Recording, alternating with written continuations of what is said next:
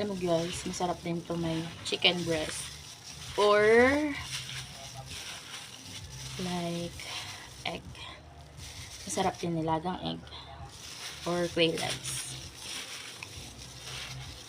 This is a simple, easy hack for good snacks. Kasi hindi yung puro tayo buldak, diba? Mahal-mahal ng buldak. Magkano lang to guys? So, ayun lang. Happy eating and stay healthy everyone.